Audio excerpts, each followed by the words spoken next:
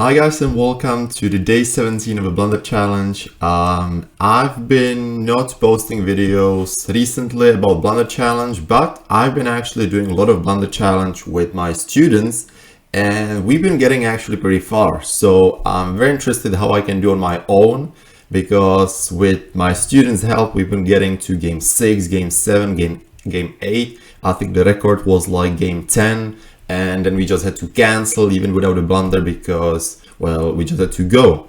So here we are, day 16, having big hopes about continuing a lot and going further. 6-5, usually this is very interesting, by the way. Always a big decision, big question whether to go from the back or go from the 22. What you want to look for is 2 or 3 factors here. One, for sure, if your opponent's got split checkers, because then the blot on the 11, you have to consider how much it is a builder, how much it is a liability. So therefore, again, we are getting to back to the concept of asset or liability, and then what it brings again. And then, of course, where you want to stay, if you want to stay back, if you are easier attacked on the 22 point, and so on and so on. 2-1, do my opponents got better board. I'm not gonna fight for the good points anymore. I've escaped with 1 checker, so it's a big gain if I manage to escape with second one, which we successfully do. 20 pips up, but still not even close to Q because we got no market losers. Maybe like double sixes, but still like a small take pass probably. 3-1 here. So what first comes to my mind is, well, we gotta leave a shot. I mean, there's no play which doesn't leave a shot. So most logical seems to be just minimizing the shots as we don't want to get hit. What I'm just searching for and checking if I not miss anything, like, for example, this, which by the way just leaves 1 extra shot like double aces. But in case we get missed, then we can get rid of our opponent. But I just don't think, because I mean, if he rolls a 1, it's just bad for me anyway. So I'm pretty sure this should be just the right move, I believe. Alright, it was pretty close actually. Yeah. But as we can see, I mean, the only 2 moves which we, only 2 moves which we've considered were the best top 2, because those were the plays, those were the moves which made the only sense basically. Okay, I don't know why I'm doing plus, it will just slow everything down, but we are on the roll here. Alright, 6-4 we dance, he can't cube. Again, why he can't cube? Well, even if he rolls like 3-2, we're gonna just come in and it's just still gonna be a take. No market losers, no cube. That's like that's the only rule in backgammon, like, which would make sense. 6-2, so entering on the 2, we're down in a race a lot, so I'm not sure how much escaping makes sense, what it really accomplishes, because I would love to much more prefer to have the anchor, although the problem is that the 6 will just play behind, and it just gives me a liability, it gives my opponent power to hit me, so maybe should I just, well, I could also consider coming down, which is bad if he rolls what, double 2, 2-3, and this kind of stuff. Okay, pretty difficult position actually. Again, I mean, generally speaking, I don't like coming out much, especially when this much behind. But for some reason, I don't think it's too bad because, well, simply because we are behind in a race, but not necessarily it means that we have to always stay back, because for example in this situation it's a bit confusing because, well, we want to win this game, we can win this game by just keeping him on our 5 point, right? So I don't necessarily need to stay back.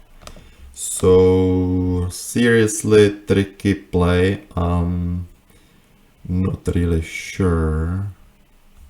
I guess I should just play 8-2 and just stay back. Well, let's just do the old trick. I mean, what just should be done, and not overthink it. But let's see. This is very interesting. I mean, very interested. Yeah, damn it.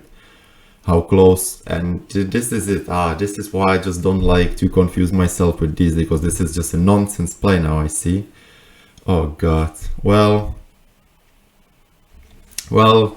our hopes didn't didn't basically match what we expected. But this is, I mean, for me, this is one of the big topics which I don't like to confuse myself. I like to understand this position because, yeah, I got confused because obviously I'm behind in a race and well, we should always stay back, so on, so on, so on. But I mean, as you could hear me thinking, that was not basically the case. Honestly, again, I was not sure about the move, what's right, what's not. Coming out just seemed like that should be the right play. I just then clicked on A22 because, well, because of the race, I get confused. But what's the lesson from it? What do I take? What you could take? Well, I know already that race doesn't mean anything because, I mean, it helps as a tool, as explained in many other videos. But the thing is, seriously here, what's happening is not, I mean, this is not like I'm leaving and escaping, going for the race. I'm just saying that I'm gonna focus on blocking him and not letting him escape from the 5-point. And actually, if I come out, I mean, first of all, he can just hit me and I'll be back anyway. If he doesn't hit me, well, in this case, I'm actually happy that I escaped because it was just terrible position otherwise.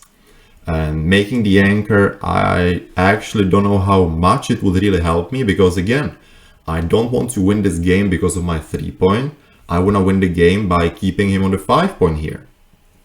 So I'm just gonna go all in for that. And yes, therefore this was a big mistake. And yeah, so big lesson from here.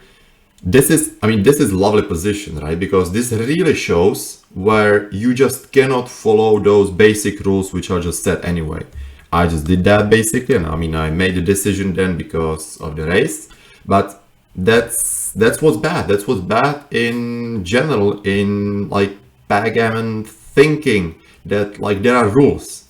And let's say if you put a reason that you're behind in a race, therefore you should stay back, well, I mean, you can see you can be making huge blunders, and well, of course this is an incredibly difficult move. Well, maybe not incredibly difficult, maybe I'm just overreacting because I just made a mistake in here.